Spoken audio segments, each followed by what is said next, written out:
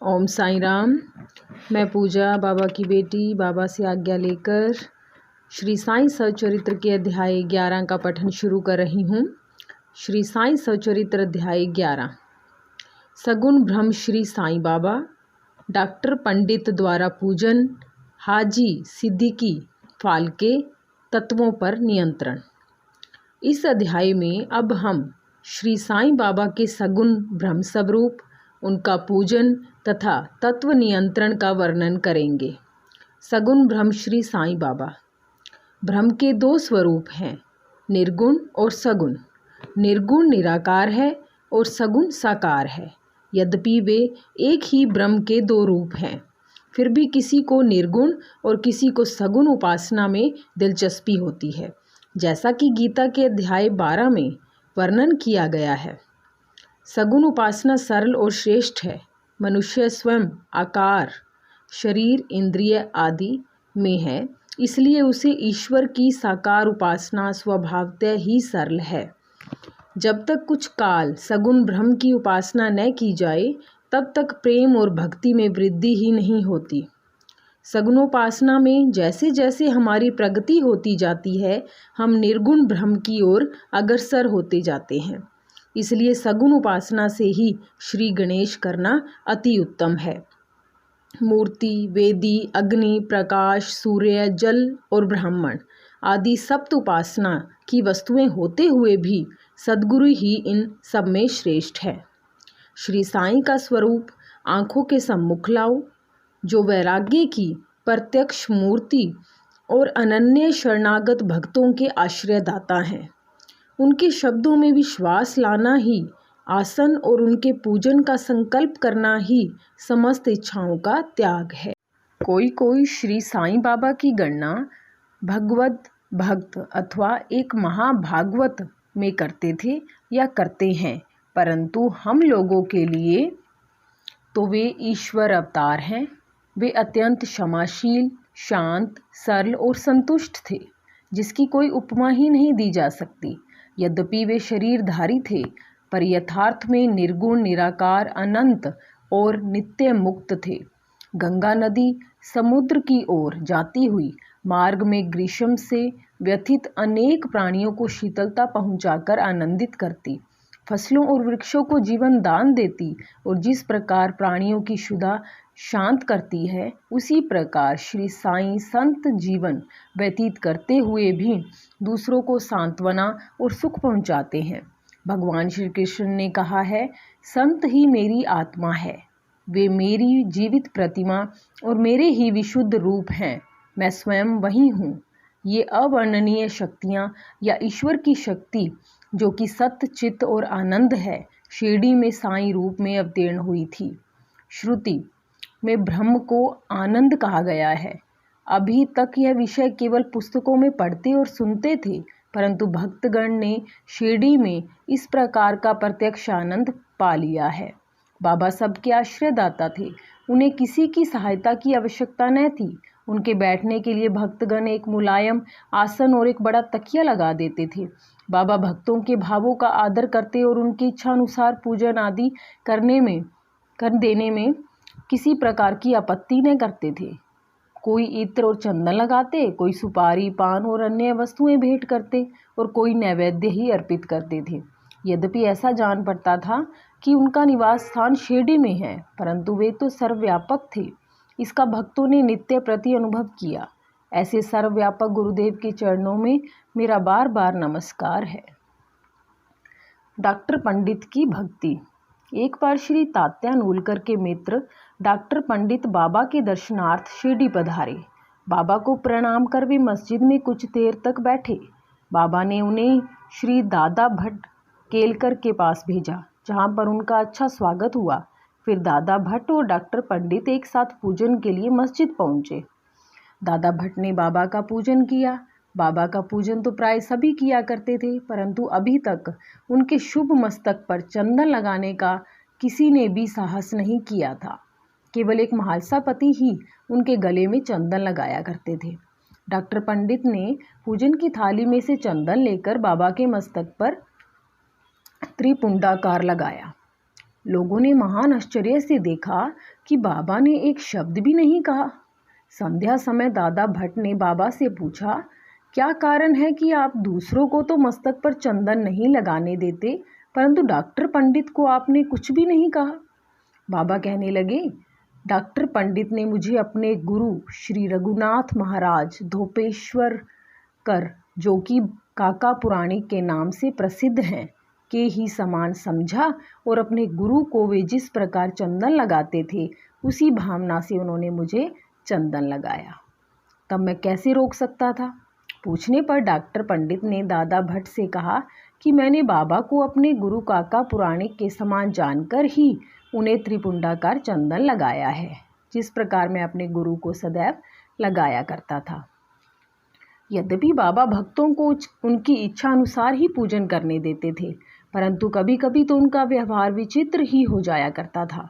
जब कभी वे पूजन की थाली फेंक कर रुद्र अवतार धारण कर लेते, तब उनके समीप जाने का साहस किसी को न हो सकता था। कभी वे भक्तों को झिड़कते और कभी मोम से भी नर्म होकर शांति तथा क्षमा की मूर्ति से प्रतीत होते थे। कभी कभी वे क्रोधावस्था में कंपायमान हो जाते और उनके लाल नेत्र चारों ओर घूमने लगते थे। ये तथापि उनके अंतःकरण में प्रेम और मात्र स्नेह का स्रोत बहा ही करता था। भक्तों को बुलाकर वे कहा करते थे कि उन्हें तो कुछ ज्ञात ही नहीं है कि वे कब उन पर क्रोधित हुए। यदि यह संभव हो कि समुद्र नदियों को लौटा दे दे, तो वे भक्तों के कल्याण की भी उपेक्षा कर सकते हैं। वे तो भक्तों के समीप ही रहते हैं और जब भक्त उन्हें पुकारते हैं तो वे तुरंत ही उपस्थित हो जाते हैं। वे तो सदा भक्तों के प्रेम के भूखे हैं। हाजी सिद्दीकी फाल्के।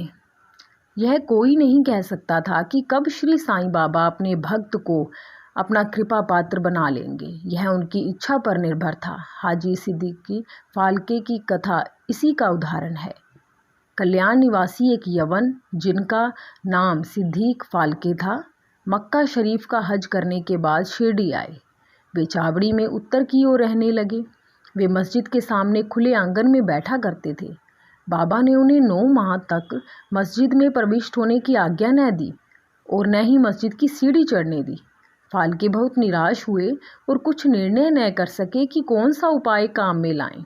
लोगों ने उन्हें सलाह दी कि आशा न त्यागो। श्यामा श्री साईं बाबा के अंतरंग भक्त हैं, तुम उनके ही द्वारा बाबा के पास पहुंचने का प्रयत्न करो। जिस प्रकार भगवान शंकर के पास पहुंचने के लिए नंदी के पास जाना आवश्यक होता है, उसी प्रकार बाबा के पास भी श्यामा के द्वारा ही पहुंचना चाहिए। फाल्के को यह विचार उचित प्रतीत हुआ और उन्होंने श्यामा से सहायता की प्रार्थना की। श्यामा ने भी आश्वासन दे दिया और अवसर पाकर वे बाबा से इस प्रकार बोले कि बाबा, आप उस बूढ़े हाजी को मस्जिद में किस कारण नहीं आने देते?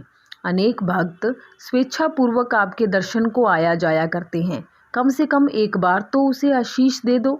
बाबा बोले, श्यामा, तुम अभी नादान हो।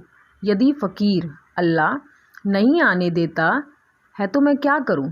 उनकी कृपा के बिना कोई भी मस्जिद की सीढ़ियां नहीं चढ़ सकता। अच्छा, तुम उससे पूछाओ कि क्या वह 12वीं कुएं की निचली पगडंडी पर आने को सहमत है। श्यामा स्वीकारात्मक उत्तर लेकर पहुँचे। फिर बाबा ने पुनः श्यामा से कहा कि उससे फिर पूछो कि क्या वह मुझे 4 किश्तों में 40,000 रुपये देने को तैयार है। फिर श्यामा उत्तर लेकर लौटे कि आप कहें तो मैं 40 लाख रुपए देने को तैयार हूँ। मैं मस्जिद में एक बकरा हलाल करने वाला हूँ, उससे पूछो कि उसे क्या रुचिकर होगा, बकरे का मांस, नाद या अंडकोश। श्यामा यह उत्तर लेकर लौटे कि यदि बाबा के भोजन पात्र में से एक ग्रास भी मिल जाए तो हाजी अपने को सौभाग्यशाली समझेगा। यह उत्तर पाकर बाबा उत्तेजित हो गए और उन्होंने अपने हाथ से मिट्टी का बर्तन, पानी की गागर उठाकर फेंक दी और अपनी कफनी उठाए हुए सीधे हाजी के पास पहुँचे। वे उनसे कहने लगे कि व्यर्थ ही नमाज क्यों पढ़ते हो, अपनी श्रेष्ठता का प्रदर्शन क्यों करते हो, यह वृद्ध हाजियों के समान वेशभूषा तुमने क्यों धारण की है? क्या तुम कुरान शरीफ का इसी प्रकार पठन करते हो? तुम्हें अपने मक्का हज का अभिमान हो गया है, परंतु तुम मुझसे अनभिज्ञ हो। इस प्रकार डांट सुनकर हाजी घबरा गया। बाबा मस्जिद को लौट आए और कुछ आमों की टोकरियां खरीदकर हाजी के पास भिजवा दी। वे स्वयं भी हाजी के पास गए और अपने पास से 55 रुपये निकालकर हाजी को दिए। इसके बाद से ही बाबा हाजी से प्रेम करने लगे तथा अपने साथ भोजन करने को बुलाने लगे। अब हाजी भी अपनी इच्छा अनुसार मस्जिद में आने जाने लगे। कभी कभी बाबा उन्हें कुछ रुपए भी भेंट दे दिया करते थे। इस प्रकार हाजी बाबा के दरबार में सम्मिलित हो गए। बाबा का तत्वों पर नियंत्रण। बाबा के तत्व नियंत्रण की 2 घटनाओं के उल्लेख के साथ ही यह अध्याय समाप्त हो जाएगा। एक बार संध्या समय शिरडी में भयानक झंझावात आया। आकाश में घने और काले बादल छाए हुए थे। पवन झकोर कर रहा था। बादल गरज रहे थे और बिजली चमक रही थी। मूसलाधार वर्षा प्रारंभ हो गई। जहां देखो वहां जल ही जल दृष्टिगोचर होने लगा। सब पशु पक्षी और शिरडीवासी अधिक भयभीत होकर मस्जिद में एकत्रित हुए। शिरडी में देवियां तो अनेक हैं, परंतु उस दिन सहायतार्थ कोई न आई। इसलिए सभी ने अपने भगवान साईं से, जो भक्ति के ही भूखे थे, संकट निवारण करने की प्रार्थना की। बाबा को भी दया आ गई और वे बाहर निकल आए। मस्जिद के समीप खड़े होकर उन्होंने बादलों की ओर दृष्टि कर गरजते हुए शब्दों में कहा कि बस शांत हो जाओ। कुछ समय के बाद ही वर्षा का जोर कम हो गया और पवन मंद पड़ गई और आंधी भी शांत हो गई। आकाश में चंद्रदेव उदित हो गए। तब सब लोग अति प्रसन्न होकर अपने अपने घर लौट आए। दूसरा, एक अन्य अवसर पर मध्याह्न के समय धूनी की अग्नि इतनी प्रचंड होकर जलने लगी कि उसकी लपटें ऊपर छत तक पहुंचने लगी। मस्जिद में बैठे हुए लोगों की समझ में न आता था कि जल डालकर अग्नि शांत कर दें अथवा कोई अन्य उपाय काम में लावें। बाबा से पूछने का साहस भी कोई नहीं कर पा रहा था, परंतु बाबा शीघ्र परिस्थिति को जान गए। उन्होंने अपना सटका उठाकर सामने के खंबे पर बलपूर्वक प्रहार किया और बोले, नीचे उतरो और शांत हो जाओ। सटके की प्रत्येक ठोकर पर लपटें कम होने लगी और कुछ मिनटों में ही धुनी शांत और यथापूर्वक हो गई। श्री साईं ईश्वर के अवतार हैं।